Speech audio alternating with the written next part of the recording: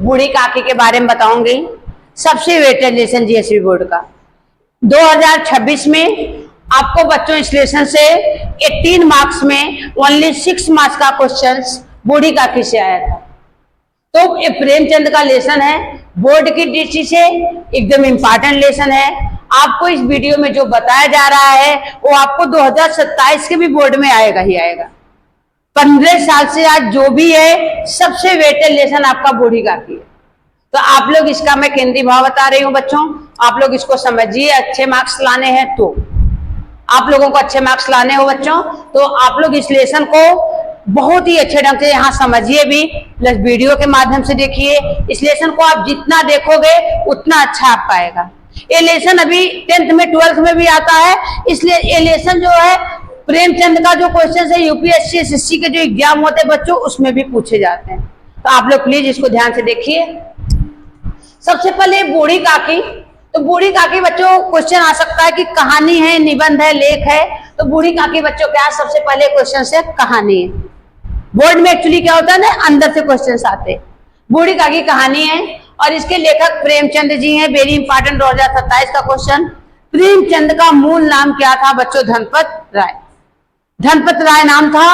तो ये क्वेश्चन आप लोग एकदम अंडरस्टैंड कर लेना। प्रेमचंद का मूल नाम धनपत राय था और बूढ़ी काकी क्या है बच्चों? कहानी है। तो बूढ़ी काकी के मेन पात्र कौन कौन से थे बच्चों? देखिए बुद्धिराम, बुद्धिराम और इनकी बुद्धिराम की जो थी पत्नी थी, कौन थी? पत्नी कौन थी? रूपा। ठीक। और जो थी बुद्धिराम की जो बेटी थी कौन थी? लाडली। लाडली थी। बुद्धिराम, रूपा, लाडली और इतने मेन पात्र हैं। सुखराम एंड मुखराम दो पात्र और आए हैं, लेकिन मेन पात्र जो है बूढ़ी काकी है, बुद्धिराम है, उनकी पत्नी रूपा एंड लाडली। तो क्वेश्चन आपको आता है कि बूढ़ी काकी के भतीजे का नाम क्या था?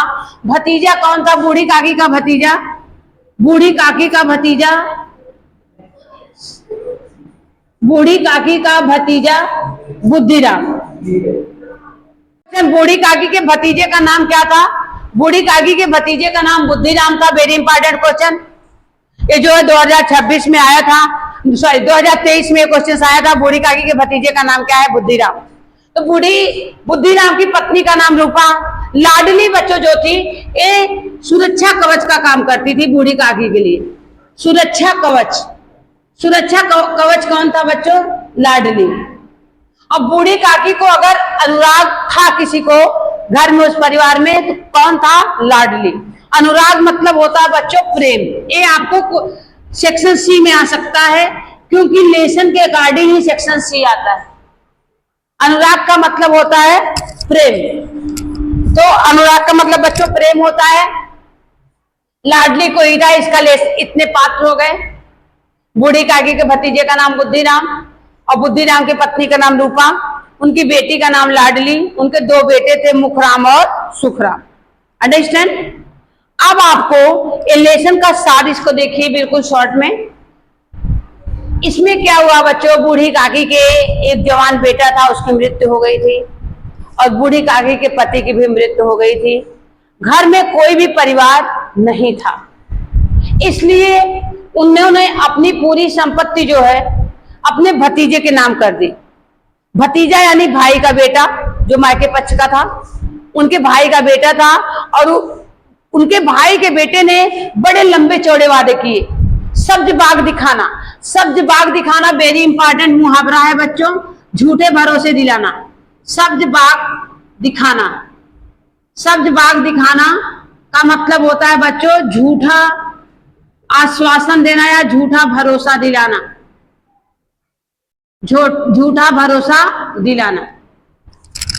तो बच्चों बुद्धिराम ने बूढ़ी काकी को सब्ज बाग दिखाया, बड़े झूठे आश्वासन दिए कि मैं आपका बहुत सेवा सत्कार करूंगा, आपको मैं कोई कमी।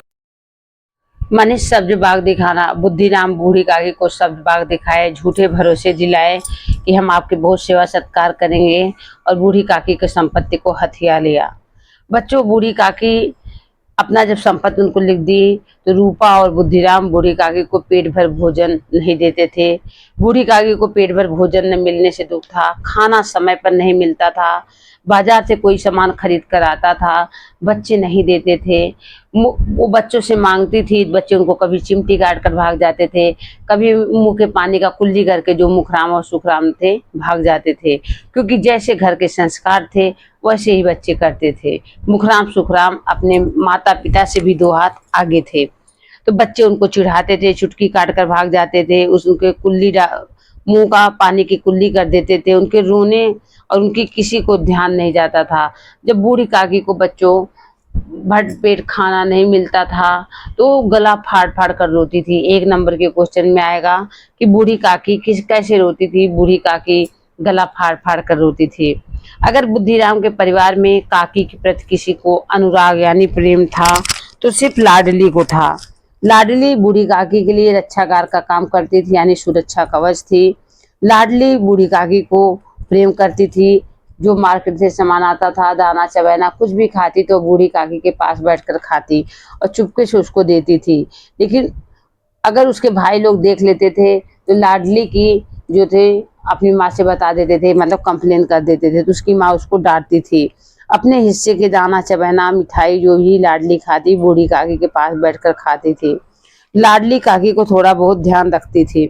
बुद्धिराम के बेटे सुखराम और मुखराम बिल्कुल भी बूढ़ी काकी की बात नहीं सुनते थे, न तो उनको ध्यान देते थे।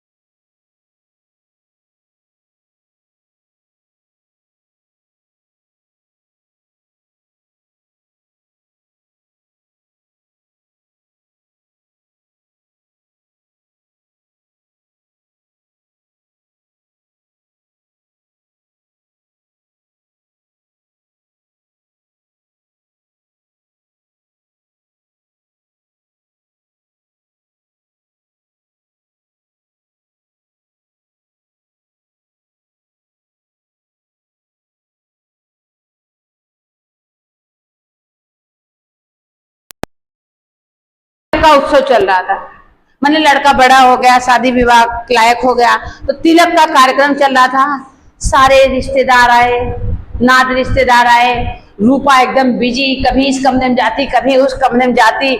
सब औरतें आई थी, गाने वाने चल रहे थे, गाने बजाने का कार्यक्रम चलने लगा और खाना बनाने वाले आ गए, धोबी, गाना बजाना चल रहा था, सब लोग बहुत मस्त थे बच्चों। अब बूढ़ी काकी एक अंधेर कोठरी थी छोटी सी, उसी में बैठी थी। अब भाई बूढ़ी काकी थी, उसके हाथ और बेचारे कमजोर पड़ जाते थे, हड्डियां कमजोर हो गई थी, बुढ़ापा आ गया था, चल फिर तो पाती नहीं थी। उसको ऐसा लगा, अपने मन में सोच रही थी खूब लाल, आज तो भर पेट खाऊंगी, पूड़ी बनेगी, कचौड़ी। बच्चों पहले देश में बहुत गरीबी थी, आज भी है, लेकिन आज पहले से सही है। तो जो है कि उन्होंने बोला आज भर पेट खाऊंगी, मांग मांग कर खाऊंगी। उनके आंखों के सामने लाल लाल गोल गोल पूड़ी नजर आने लगी बूढ़ी काकी के, क्योंकि बच्चों बुढ़ापा और बचपना सेम एक जैसा होता है। बुढ़ापे की आदत और बच्चों की आदत सेम सेम होती है। जिस प्रकार बच्चों को आप डांट दीजिए, मार दीजिए, फिर बुलाइए, उनको कुछ भी मान सम्मान का फर्क नहीं रहता, उसी प्रकार से बच्चों बुढ़ापा होता है। बुढ़ापा बचपन का पुनरागमन प्रेमचंद जी ने इसलिए बताया है क्योंकि दोनों की कुछ हरकतें जो होती हैं सेम सेम होती हैं। बच्चों को मार देने पर, डांट देने पर अभी अच्छी चीजें देने लोगों बच्चे मान जाते हैं, उसी प्रकार से बच्चों बुढ़ापा होता है। तो इसलिए बोल बूढ़ी काकी को लगा बच्चों सब लोगों ने भोजन कर लिया होगा, उन्हें कोई भोजन लेकर नहीं आया, यह सोचकर उन्हें रोना आ रहा था, लेकिन वह अपशगुन के डर से रो नहीं रही थी। और वह धीरे धीरे रेंगते रेंगते, क्योंकि वो चल फिर तो बच्चों पाती नहीं थी, उकड़ू मारकर बैठी थी, और धीरे धीरे रेंगते हुए कड़ाह के पास जाकर के बैठी और जहां पर पूड़ियां निकाली जा रही थी। तभी बच्चों रूपा का नजर मतलब बूढ़ी काकी के ऊपर पड़ता है और जल भुन उठती है। वह तुरंत काकी पर जैसे झपट पड़ती है और बुरी तरह से उनको फटकारती है। सब लोग वहां पर बैठे थे, उन्हीं लोगों के समक्ष बोलती है कि पेट है कि आग है, अभी धोबी नाई किसी ने खाना नहीं खाया और मेहमानों ने भोजन नहीं किया, घर वालों ने कोई नहीं खाना खाया, भगवान को नहीं चढ़ाया गया, और तुम्हारा पेट है कि आग है, खाने चली आई। ऐसा मतलब कुछ को बूढ़ी काकी को बोलती है। बूढ़ी काकी को मतलब कि बहुत दुख होता है, उनकी आंखों में आंसू आ जाता है, लेकिन वह जो है अपशकुन के डर से मतलब की रोती नहीं है। बूढ़ी काकी वापस खिसकते बच्चों अपने कमरे में चली गईं। बच्चों वो अपशकुन के डर से रो नहीं रही थी। कुछ देर के बाद वो आपस आ गई जहां सब लोग खाना खा रहे थे। बुद्धिराम की नजर पड़ी, बुद्धिराम देखा, बुद्धिराम गया, उनका हाथ पकड़ करके ऐसे घसीटते हुए ला करके उनको अंधेर कोठरी में बच्चों पटक दिया। ऐसा लगा कि कोई पहाड़ से गिरा, जमीन पे एकदम गिर गया, और बूढ़ी काकी जैसे लगा बेहोश हो गई। थोड़े देर में बेचारी होश होश जो भी आया, ऐसे देखते देखते राह देखते देखते अब मिलेगा, बड़ा टाइम हो गया।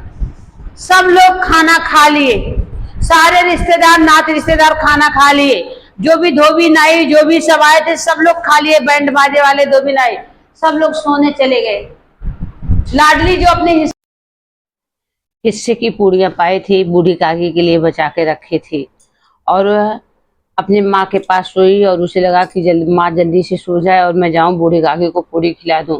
कुछ देर बाद उसकी माँ बच्चों सो जाती है और वो धीरे से उठ करके बूढ़ी काकी के पास जाती है और बोलती है, काकी मैं अपने हिस्से की पूड़ियां लाई हूँ, आप चलो खा लो।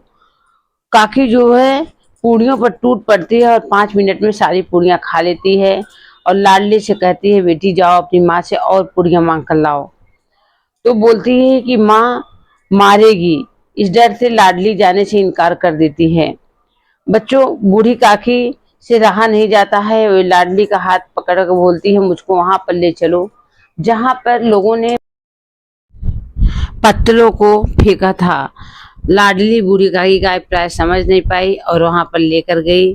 बूढ़ी काकी जूठे पत्तलों पर बैठ करके उसको चाट चाट करके खाने लगी। जैसे मतलब जूठे पत्तलों पर कुछ न कुछ लोग छोड़ ही देते हैं, उठा उठाकर बखानते हुए खाने लगी कि वाह कितना स्वादिष्ट खस्ता है, कितनी अच्छी कचौड़ी है, कितनी अच्छी रायता है, ऐसा कहा करके वह खाने लगी और लाडली वहीं समझ खड़ी थी। कुछ देर बाद बच्चों थोड़ी देर में रूपा की नींद खुलती है, वह लाडली को अपने पास नहीं पाती है। वो तो नीचे देखने लगी, इधर देखने लगी, सहसा उसने देखा कि लाडली जो है जूठे पत्तलों के पास खड़ी है और बूढ़ी काकी जो है जूठे पत्तलों पे जो भी जूठा गिरा उसको खा रही है। लाडली जूठे पत्तलों के पास खड़ी है, बूढ़ी काकी पत्तलों से पूड़ियां जूठे टुकड़े चुन चुन करके खा रही है और बोलती है, वाह कितना अच्छा है खस्ता, कचौड़ी कितनी अच्छी है, रायता कितना अच्छा है, सब्जी का इतना अच्छा है, ऐसा कहकर बोल रही है। यह हृदय विदारक दृश्य देखकर रूपा सन्न रह जाती है। करुणा और भय से उसकी आंखें भर आती है। उसे लगता है कि वह कितनी निर्दयी है, मन ही मन इस प्रकार की इस भयंकर गलती की क्षमा मांगती है। वह आसमान के सामने दोनों हाथ जोड़ करके ईश्वर से प्रार्थना करती है, हे परमात्मा हमने तो बहुत गलती की, लेकिन हमारे बच्चों को इस अपराध को मतलब क्षमा करना, हमारे बच्चों को ऐसा मत कुछ देना, ऐसी बददुआएं मत देना। परमात्मा अपराध को लिए क्षमा करने की प्रार्थना करती है, कहती है हमारे बच्चों को बददुआएं मत देना।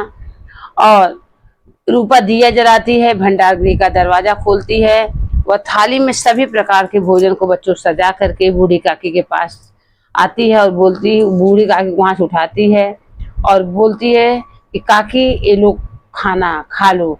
भोजन करने के लिए कहती है। बूढ़ी काकी से अपने भूल के लिए, बुरा मन न मानने के लिए, परमात्मा से प्रार्थना के लिए क्षमा मांगने की प्रार्थना करती है। बोलती है, हे काकी, हमारे बच्चों को आप कोई बद्दुआएं मत देना, हमारी गलतियों को क्षमा करना। बूढ़ी काकी की सदिच्छाएं है। बूढ़ी काकी भोले बच्चों की तरह सारे तिरस्कार को बच्चों भूल जाती हैं और भोजन करने लगती हैं। उनकी रोए रोए रूपा के लिए सच्ची सदिच्छाएं देती हैं। बच्चों, यही इस कहानी का सार था। यहीं पर कहानी का बच्चों अंत होता है। तो बच्चों, हमें इस कहानी से संदेश मिलता है कि हमें बूढ़े बुजुर्गों का समाज में सम्मान करना चाहिए, क्योंकि हमारे संस्कार बच्चों बहुत ही महत्व रखते थे।